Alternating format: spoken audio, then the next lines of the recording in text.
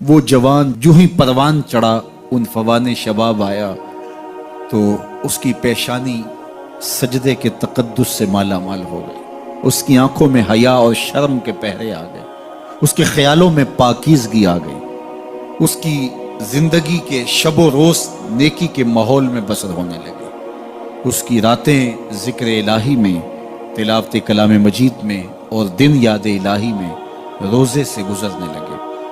وہ جوان جس کی جوانی اللہ کی عبادت میں گزری، کیونکہ جوانی اگر عبادت میں گزر گئی تو بڑھاپا تو پر نور ہے ہی ہے۔ سب سے مشکل مرحلہ زندگی کا جوانی کا ہے۔ شیطان زیادہ ورغلاتا ہے کسی شخص کو جب وہ جوانی کے مرحلوں سے گزر رہا ہوتا ہے۔ تو جس کی جوانی خیریت کے ساتھ گزر گئی اور اس نے اپنی جوانی کے تقدس کو محفوظ رکھ کے منزل تک پہنچا لیا، اپنی عصمت کے جوہر کی حفاظت کی، اپنی آبرو کو لٹنے نہیں دیا، اپنی آنکھوں کی شرم و حیا پر پہرے بٹھائے اور آنکھ کو برباد نہیں ہونے دیا اور اپنی زندگی کے تقدس کا پہرا دیا، تو جو جوان اپنی جوانی کو خیریت کے ساتھ گزار گیا۔ کسی نے کہا تھا نا، کتاب زیست کا ایک اور باب ختم ہوا، شباب ختم ہوا، ایک عذاب ختم ہوا۔ تو جوانی جس کی منزل تک پہنچ گئی خیریت کے ساتھ، عافیت کے سائے میں، مشکل تو بڑا ہے جوانی کو منزل تک لے جانا، خیریت کے ساتھ داغدار نہ ہونے دینا، جوانی کے تقدس کو رسوا نہ ہونے دینا، عصمت کے جوہر پہ کالک نہ لگنے دینا، خواہشات کو غالب نہ آنے دینا۔ آسان کام تو نہیں ہے، مشکل کام ہے، لیکن اگر کوئی مشکل کاٹ گیا، جوانی کے تھوڑے سے ایام میں گزار گیا، اللہ اکبر۔ حضرت شیخ ختلی کہتے ہیں، داتا گنج بخش علی حجویری علیہ رحمہ کے مرشد ہیں، الدنیا یومن ولنا فیہا صومن، وہ کہتے ہیں دنیا ایک دن ہے، ہم روزہ رکھ کے گزار رہے ہیں۔ تو روزہ رکھ کے سارا دن گزر ہی جاتا ہے، دوپہر بھی آتی ہے گزر جاتی ہے، اور عصر کا وقت بھی آتا ہے گزر جاتا ہے، کھانے کا وقت بھی آتا ہے، چائے کا وقت بھی آتا ہے، سب کچھ ہوتا ہے لیکن گزر جاتا ہے، افطار تک بندہ پہنچ جاتا ہے۔ جس نے زندگی روزے کی طرح گزار دی، جس نے جوانی روزہ رکھ کے گزار دی، خواہشات کو بے قابو نہیں ہونے دیا، مشکل کام تھا لیکن اس نے مشکل کام کر دکھایا۔ اجر کتنا بڑا ہے، سنیے اللہ کے محبوب کی زبان سے سنیے۔ حضور نے ارشاد فرمایا جو سیدنا ابو ہریرہ کے ذریعے سے ہمارے تک پہنچا، فرمایا قیامت کے دن جب سورج کا رخ سیدھا ہوگا، زمین تانبے کی ہوگی، لوگ پسینے میں شرابور ہوں گے، کوئی ٹخنوں تک پسینے میں، کوئی گھٹنوں تک، کوئی کمر تک، کسی کو پسینے کی لگام دی جائے گی، اور وہ پسینہ ایسے نہیں ہوگا جس طرح یہ پسینہ ہے، اتنا گرم ہوگا۔ ابن رجب حنبلی کہتے ہیں اس پسینے کا ایک قطرہ اگر احد پہاڑ پہ ڈال دیا جائے تو وہ پگھل جائے، اتنا گرم ہوگا، بدبودار اتنا ہوگا، ایک قطرہ دنیا پہ ڈال دیا جائے، انسان کیا جانوروں کے دماغ بھی پھٹ جائے، اس پسینے میں لوگ شرابور ہوں گے۔ لیکن جس نے اپنی جوانی کو عافیت سے گزارا ہوگا، کل قیامت کے دن جب کوئی سایہ نہیں ہوگا، اللہ اس جوان پر اپنے عرش کا ٹھنڈا سایہ عطا فرمائے۔ وہ شخص جس کو کسی عورت نے دعوت گناہ دی اور وہ صاحب منصب تھی، صاحب جمال تھی، اور اس نے یہ کہہ کے یہ خواہش، یہ آرزو مسترد کر دی، انی خاف اللہ۔ اسی طرح کوئی عورت ہے تو اس نے اپنے تقدس کی حفاظت کی، اپنی آبرو پہ پہرا دیا اور کسی پیشکش کو ٹھکرا دیا، تو فرمایا قیامت کے دن جب کوئی سایہ نہیں ہوگا، اللہ اسے بھی اپنے عرش کا ٹھنڈا سایہ دے گا۔ کیسا سخت دن ہوگا، اور وہ کس اعزاز میں ہوگا، کس تکریم میں ہوگا۔ یہ تو 4 دن 10-20 سال ہیں، اور وہ 50,000 سال کا ایک دن۔ پھر اس کو اللہ کا شکر ادا کرنا ہوگا کہ اللہ تو نے کتنا کرم کیا میرے اوپر کہ میری جوانی خیریت اور عافیت سے گزری، اور آج اس کا تو کتنا بہتر صلہ مجھ کو دے۔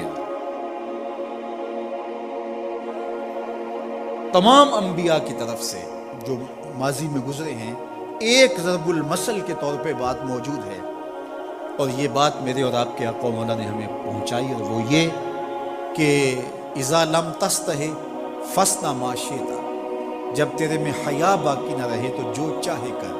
چونکہ حیا مانے ہوگا نا یہ بڑا ہے، حیا مانے ہوگا کہ یہ ماں ہے اور یہ بات میں نے نہیں کہنی، حیا روکے گا کہ یہ باپ ہے، اس کے سامنے یہ کام نہیں کرنا، حیا روکے گا کہ یہ میرے رسول صلی اللہ علیہ وسلم کی طرف سے ممانعت ہے اور میں حضور علیہ السلام کا سامنا کل قیامت کے دن کرنا ہے، حیا روکے گا کہ یہ میرے رب کا فرمان ہے اور کیا میرا اللہ مجھے دیکھ نہیں رہا؟ حیا ہے تو گناہوں سے خود بخود روکو گے، کوئی کیمرہ نہیں تو پھر بھی رک جاؤ گے، کوئی سیکورٹی نہیں تو پھر بھی رک جاؤ گے، کوئی واچ نہیں کر رہا پھر بھی رکو گے، بند کمرے میں بھی رکو گے، اپنے رب سے حیا کرو۔ لیکن اگر رب سے حیا نہیں ہوگا، اس کے رسول سے حیا نہیں ہوگا، تو پھر جو مرضی کرو، پھر تمہیں نہ کوئی کیمرہ روک سکتا ہے، نہ باپ روک سکتا ہے، نہ ماں روک سکتی ہے، نہ بڑا بھائی روک سکتا ہے، کوئی نہیں روک سکتا تمہیں جب تمہارے اندر حیا نہیں ہے۔ حیا ہوگا تو پھر گناہوں سے خود بخود بچتے چلے جاؤ گے، برے اعمال سے بچتے چلے جاؤ گے، بد اخلاقی سے بچو گے، زبان سے جملہ نکالنے سے قبل سوچو گے کہ یہ جملہ مناسب نہیں ہے تو میں اس کو کبھی بھی نہیں بول سکتا، اس لیے کہ حیا مانے ہو جائے گا اور طبیعتوں کے اندر ایک نور پیدا ہوتا چلا جائے گا، اور یہ پردہ جب اٹھ گیا اور یہ ڈر جب ختم ہو گیا تو پھر راستے صاف ہو جاتے ہیں، جو مرضی کرتا ہو پھر کوئی پرواہ نہیں ہوتی ہے۔ مدینہ المنورہ میں صحابہ تشریف فرما تھے کہ ایک خاتون گزری، سیاہ رنگت حبشی نژاد، تو ایک صحابی فرمانے لگے اگر جنتی خاتون دیکھنی ہے تو یہ خاتون ہے۔ تو پوچھا کہ یہ کیسے؟ کہا ایک دن یہ خاتون حضور کے پاس آئی اور اس نے کہا حضور مجھے مرگی کے دورے پڑتے تو میرے لیے دعا کر دیجیے کہ اس مرض سے مجھے نجات ملے۔ تو آقا کریم علیہ السلام نے فرمایا اگر تم کہو تو میں دعا کر دیتا ہوں اور یہ دورے تمہیں نہیں پڑیں گے، اور اگر تم ان پہ صبر کر لو تو میں تمہیں جنت کا وعدہ دوں۔ اب تمہارے ہاتھ میں ہے، جو چاہو کر لو۔ اس خاتون نے بغیر تأمل کے کہا مجھے جنت والا وعدہ قبول ہے، دورے پڑتے رہے کوئی بات نہیں، مجھے جنت والا وعدہ قبول ہے، لیکن حضور ایک کرم میرے پہ فرمائے، وہ یہ کہ جب مجھے دورہ پڑتا ہے تو میں گر پڑتا ہوں، تو گر جانے کی وجہ سے سطر کا خیال نہیں رہتا، ظاہر ہے بے ہوشی ہو جاتی ہے، تو میرے پہ یہ کرم فرمائیے، دعا کیجئے جب میں گروں تو اللہ میرے سطر کی حفاظت کرے۔ تو حضور نے یہ دعا کر دی۔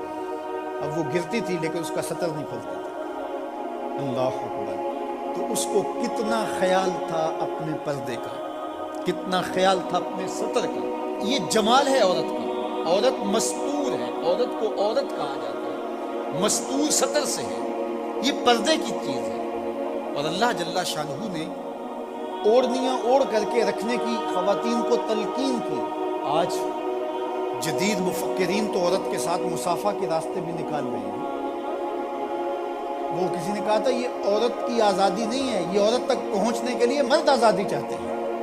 عورت سمجھتی ہے مجھے آزادی مل رہی ہے، یہ تجھے آزادی نہیں دی جا رہی، یہ تیری آبرو کو، تیری عزت کو، تیری ناموس کو تار تار کرنے کے لیے یہ مرد آزادی چاہ رہا ہے، یہ آوارہ لوگ آزادی چاہ رہے ہیں۔ تجھے کھلونا بنانا چاہتے ہیں تو کھلونا نہیں ہے، تیرا پردہ تیری ناموس کا محافظ ہے، تیرے برقعے کی ایک ایک سلوٹ تیرے حیا کا پہرا ہے۔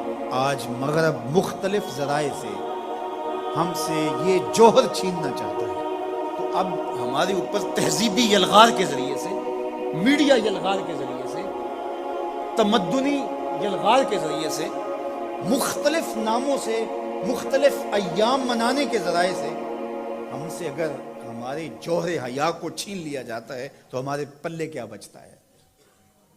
کیا ہم گگو کوڑا قوم ہے کہ جو کوئی لے کے آئے اور اسی کے پیچھے چل پڑے؟ کیا ہمیں نہیں پتا کہ ہم کون ہیں؟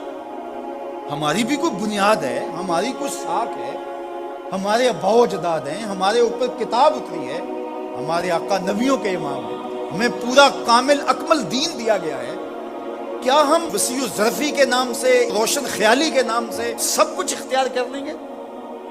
یا ہمیں سوچنا پڑے گا کہ ہمارے دین کی شناخت کیا ہے؟ تو میرے حضور نے فرمایا ہر دین کی ایک الگ شناخت، الگ پہچان اور نمایاں نشان اور علامت ہوتی ہے۔